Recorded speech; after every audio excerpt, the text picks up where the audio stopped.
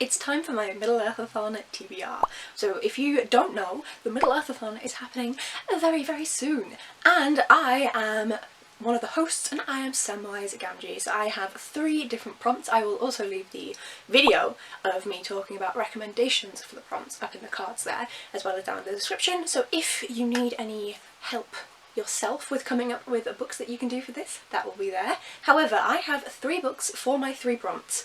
So let's dive in. My first prompt is short book, and whilst this counts, it's not going to be quick to read. I am actually slightly nervous that I won't manage this within the week. Ironically, I'm more nervous about this one than any of the others, which are much bigger. And this is Vasagrisen by Björn Bergenholtz. This book is in Swedish. My Swedish is very poor. It's a kid's book all about this little pig.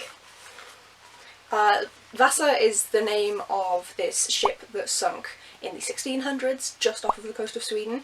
It's one of the oldest wrecks that we've been able to kind of, as humanity, been able to re-bring up to the surface, and I went to go see it. This book was sold at the museum, at the Vasa Museum. And so Grisen is pig, so it's the Vasa pig. And it's just this little piggy, this little piglet, and he's on the boat.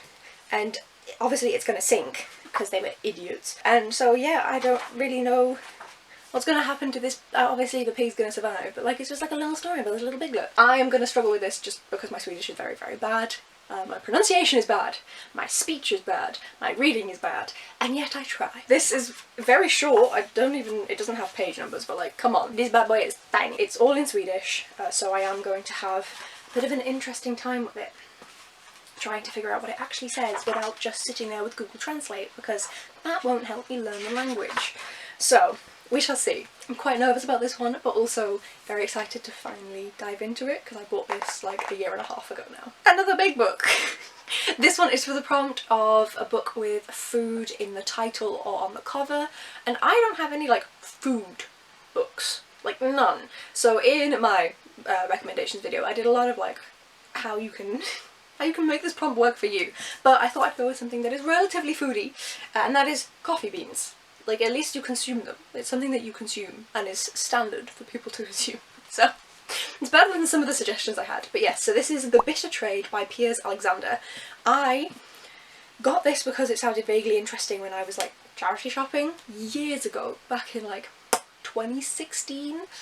That's 8 years ago now. And then I was going to get rid of it, but I was like, oh, Dad, give it a shot, see if you think it's any good. And he enjoyed it. The bastard. So he's just been sat on my TBR ever since, waiting for me to read it. It is like 560 pages, but the writing is a fair size, so hopefully it won't be too bad to get through this in a week. We'll see. But yes, so this is my prompt for food on the cover, so we'll see how that is. What is it actually? It's set in 1688. There's loads of rebellions. England is living under the threat of a Dutch invasion, and we're following Calumny Spinks, the lowliest man in an Essex backwater. Half French and still unapprenticed at 17, yet he dreams of wealth and title. And I assume he starts trading coffee, and things go south. So it should be interesting. And then the final prompt is found and or blood related family. Now, I was very tempted to use Inkblood Sister Scribe for this one, but I want to read that over a longer period of time. Like, I want to start that at the start of the month, which doesn't match with the readathon. I had 2 books that I was choosing between from my August TBR with a prompt of books, and I realised that they both work for books, and also for found family. So the first one that I picked overall in August was Inkblood Sister Scribe by Emma Tors. But I'm going to pick European Travel for the Monstrous Gentlewoman by Theodora Goss.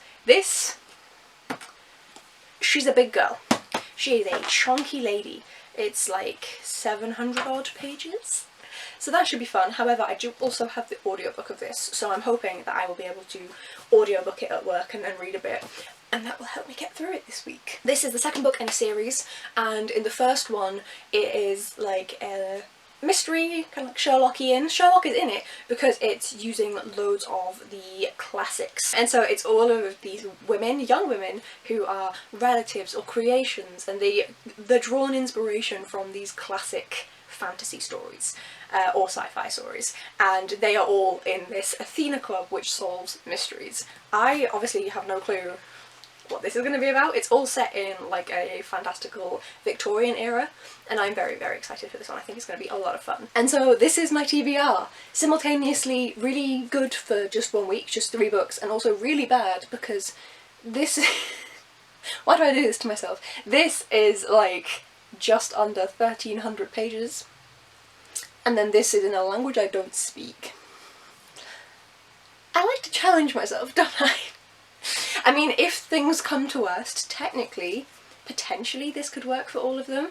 I think there may be some found family in this little, like, piglet on a boat trying to survive story. I don't know, but there could be.